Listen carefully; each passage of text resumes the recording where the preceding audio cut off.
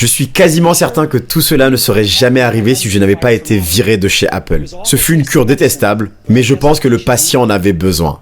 Parfois la vie vous frappe à coups de briques sur la tête, ne perdez pas la foi. Salut les Team Mindset, j'espère que vous allez bien. Aujourd'hui, on se retrouve pour pouvoir parler d'une icône, d'un créateur d'entreprise de génie qui a non seulement révolutionné le monde de la technologie et nos vies avec, mais en plus de cela, la manière de faire du marketing dans le monde entier. Des centaines et des milliers d'entreprises se sont inspirées de ses créations. Il a lui-même créé plusieurs entreprises qui ont révolutionné le monde, comme il va nous l'expliquer dans la vidéo qui va suivre, dont les plus célèbres sont Pixar, le studio d'animation qui est aujourd'hui numéro 1 au monde et propriété de Disney, et bien sûr Apple, que nous connaissons tous, qui est l'entreprise la plus valorisée au monde avec plus de 2400 milliards de dollars à la bourse de New York, le Nasdaq. Les conseils que Steve Jobs a te partagés dans cette vidéo peuvent littéralement changer ta vie, d'autant plus qu'ils prennent une valeur encore plus forte, sachant qu'il aborde le sujet de notre temps extrêmement limité aussi bas et de notre durée de péremption, que nous ne pouvons donc pas nous permettre d'en perdre. Si tu me découvres grâce à cette vidéo, je m'appelle Al-Mansour Diallo, je suis moi-même entrepreneur et fondateur d'une société de chauffeurs privés qui s'appelle Naveco. Sur cette chaîne Entrepreneur Mindset, tu découvriras de la motivation, des interviews d'entrepreneurs inspirantes et des histoires incroyables comme celles que nous nous apprêtons à découvrir.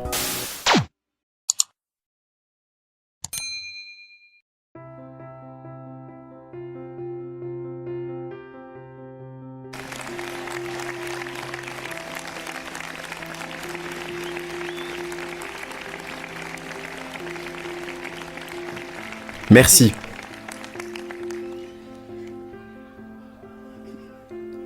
C'est un honneur pour moi d'être parmi vous aujourd'hui pour votre remise de diplôme dans l'une des universités les plus prestigieuses au monde. Pour dire vrai, je n'ai jamais eu de diplôme universitaire. Et aujourd'hui, c'est la première fois de ma vie que j'ai réussi à m'approcher autant d'une remise de diplôme. Aujourd'hui, je veux vous faire partager 3 histoires qui ont marqué ma vie. Rien d'extraordinaire, juste 3 histoires.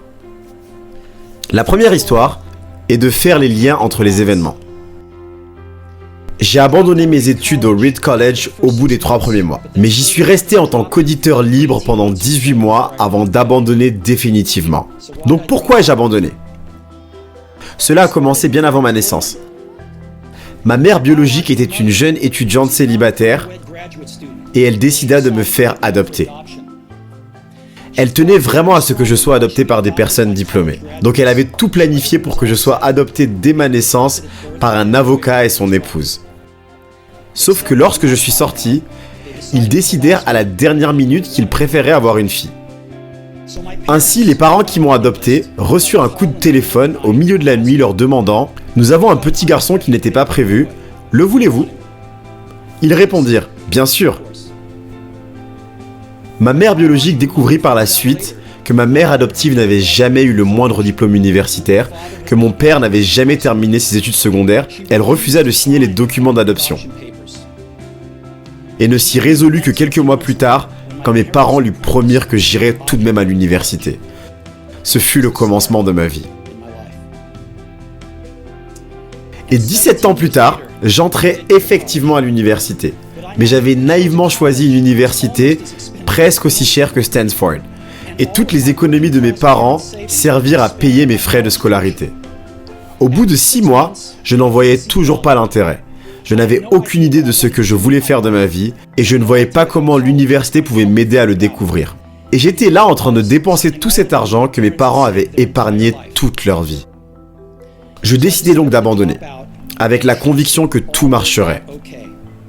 C'était plutôt effrayant, mais rétrospectivement, c'est l'une des meilleures décisions que j'ai prises. À la minute où j'ai renoncé, j'abandonnais les matières obligatoires qui ne m'intéressaient pas et commençais à me focaliser sur celles qui semblaient être bien plus intéressantes. Tout n'était pas rose, bien sûr. Je n'avais pas de chambre d'étudiant, donc je dormais au sol chez mes amis. Je ramassais des bouteilles de coca pour récupérer les cautions de 5 centimes pour m'acheter à manger, pour m'offrir un bon repas au temple de Hare Krishna. J'adorais ça. Et ce que je découvris alors, guidé par ma curiosité et mon intuition, se révéla inestimable à l'avenir. Laissez-moi vous donner un exemple. Le Reed College, à l'époque, dispensait probablement le meilleur cours de calligraphie de tout le pays. À travers tout le campus, chaque affiche, chaque étiquette sur chaque tiroir était parfaitement calligraphiée. Puisque j'avais abandonné et que je n'avais pas à suivre de cours obligatoires, je décidai de m'inscrire en classe de calligraphie pour apprendre à en faire. J'appris tout ce qui concernait les polices, sérifs et sans sérifs, tout sur la variation d'espace entre les différentes combinaisons de lettres, tout ce qui fait la beauté d'une belle calligraphie. C'était beau, historique, ancré dans l'art d'une telle manière que cela échappait à la science. Et je trouvais ça fascinant. Rien de tout cela n'allait avoir la moindre chance de connaître une application pratique dans ma vie. Mais 10 ans plus tard, lorsque nous concevions le premier ordinateur Macintosh, tout cela me revint. Et nous l'avons incorporé entièrement dans le Mac. C'était le premier ordinateur doté d'une typographie élégante. Si je n'avais pas suivi ce cours à l'université, le Mac n'aurait jamais possédé une telle variété de polices de caractères ni ses espacements proportionnels. Et comme Windows a juste copié le Mac, il est probable qu'aucun ordinateur personnel n'en aurait disposé.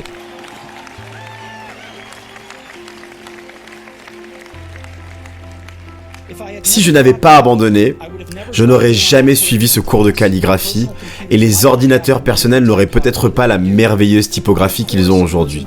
Bien entendu, il était impossible de prévoir les répercussions quand j'étais à l'université, mais c'est devenu très clair en regardant rétrospectivement 10 ans plus tard. Encore une fois, vous ne pouvez pas prévoir l'incidence qu'auront certains événements dans le futur, vous pouvez uniquement le faire rétrospectivement. Vous devez croire que ces événements, en quelque sorte, vous connectent au futur. Vous devez croire en quelque chose, Dieu, la destinée, la vie, le karma, peu importe. Parce que croire que ces événements sont au final liés vous donnera l'assurance nécessaire pour suivre votre cœur. Même si cela vous écarte du chemin tout tracé, c'est ce qui fait toute la différence.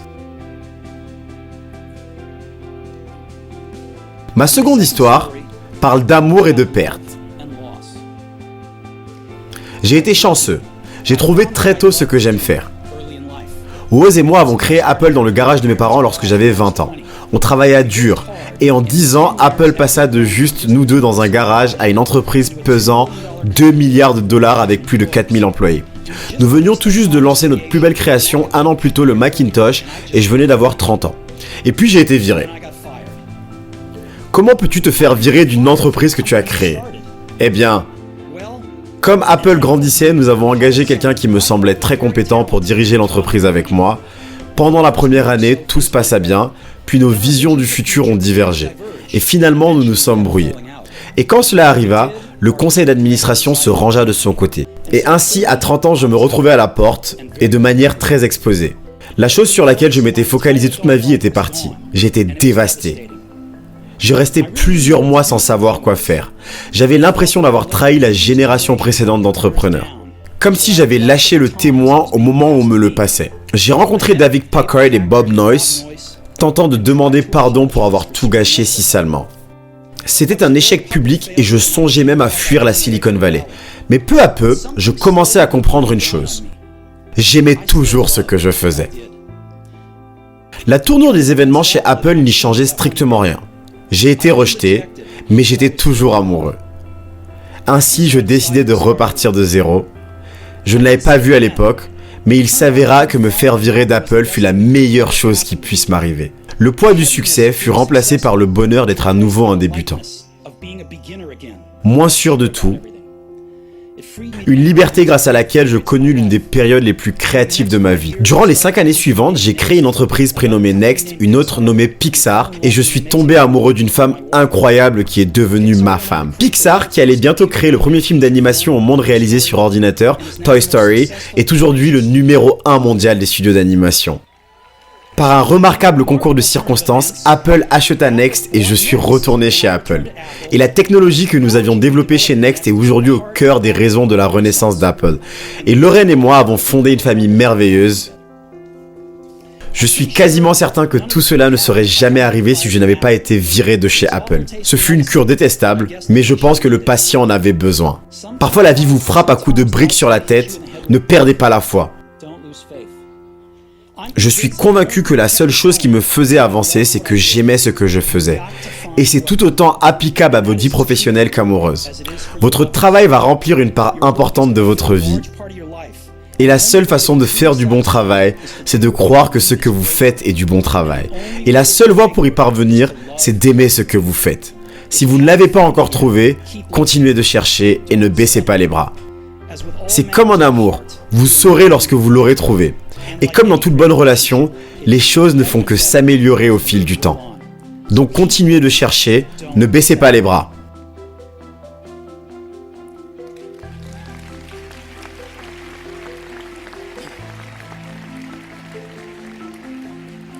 Ma troisième histoire parle de la mort.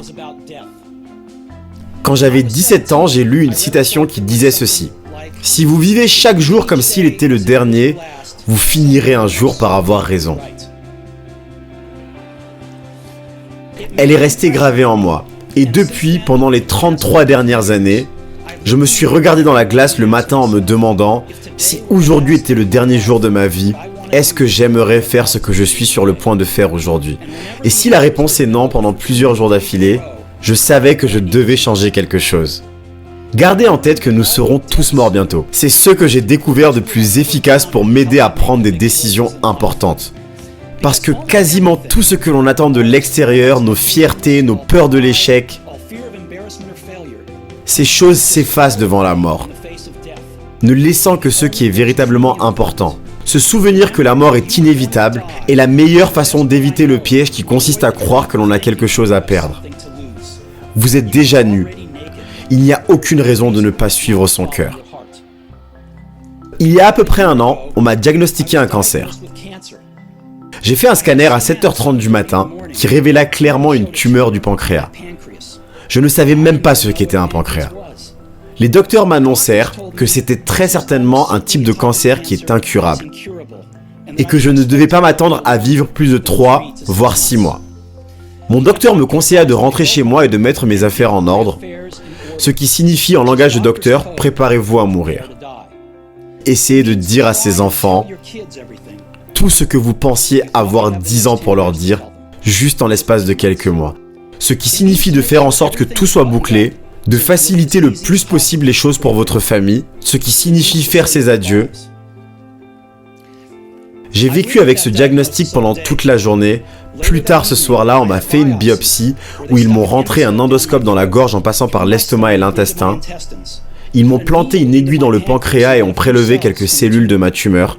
J'étais sous sédatif, mais ma femme qui était là m'a dit que lorsqu'ils ont vu les cellules sous le microscope, les docteurs se mirent à pleurer. Car il s'avérait que j'avais une forme très rare de cancer du pancréas, curable par chirurgie.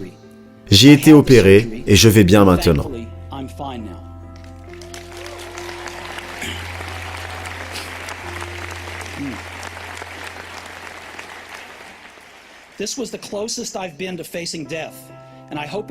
Je n'ai jamais été aussi près de la mort que cette fois-là, et j'espère que ça le restera pendant encore quelques décennies pour avoir vécu avec ça. Je peux vous le dire avec plus de certitude que lorsque la mort n'était pour moi qu'un concept, certes utile, mais purement intellectuel. Personne ne veut mourir. Même les gens qui veulent aller au paradis ne veulent pas mourir pour y accéder. Et maintenant, la mort est notre destination commune à tous. Personne n'y a jamais échappé. Et c'est bien ainsi. Car la mort est très probablement la plus belle invention de la vie. C'est le facteur de changement de la vie. Elle nous débarrasse de l'ancien pour faire place au nouveau. Pour le moment, le nouveau, c'est vous. Mais un jour pas si éloigné d'aujourd'hui, vous deviendrez progressivement l'ancien et on se débarrassera de vous. Désolé de tenir des propos si dramatiques, mais c'est la vérité. Votre temps est limité. Ne le gâchez donc pas en menant une existence qui n'est pas la vôtre. Ne soyez pas prisonnier des dogmes, qui n'est rien d'autre que de vivre selon les conclusions de la réflexion d'autres personnes. Ne laissez pas le bruit des opinions des autres étouffer votre voix intérieure. Et le plus important, ayez le courage de suivre votre cœur et votre intuition. D'une manière ou d'une autre, ils savent ce que vous voulez vraiment devenir. Tout le reste est secondaire.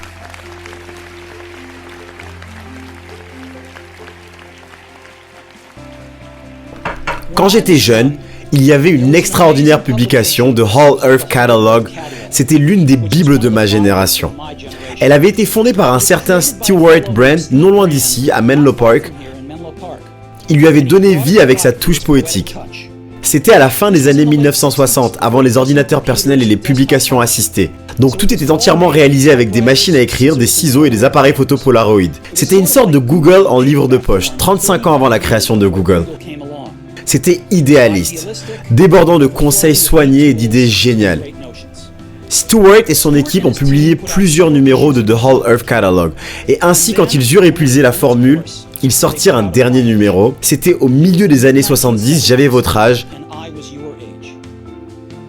La 4e de couverture montrait la photo de route d'une campagne prise au petit matin. Le genre de route sur laquelle vous pourriez faire de l'autostop si vous aviez l'esprit d'aventure. Dessous on lisait « Stay hungry, stay foolish ». Soyez insatiable, soyez fou. C'était leur message d'adieu puisqu'ils s'arrêtaient là. Soyez insatiable, soyez fou. C'est ce que j'ai toujours souhaité pour moi-même. Et aujourd'hui, comme vous démarrez une nouvelle vie en recevant votre diplôme, c'est ce que je vous souhaite. Soyez insatiable, soyez fou.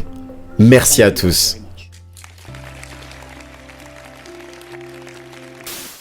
Merci d'avoir regardé cette vidéo jusqu'à la fin. Indique-moi dans les commentaires qu'est-ce qui a eu le plus d'impact sur toi dans l'histoire incroyable de Steve Jobs, ses anecdotes, les anecdotes de sa vie qui l'ont marqué. Partage cette vidéo avec quelqu'un qui a besoin de la voir. J'espère en tout cas que tu n'oublieras pas, suite à tous ces conseils, de réaliser aujourd'hui, car comme tu l'as compris, tu n'as pas énormément de temps devant toi, quelque chose qui te rapproche de tes rêves. Et comme tu le sais déjà, on avance ensemble.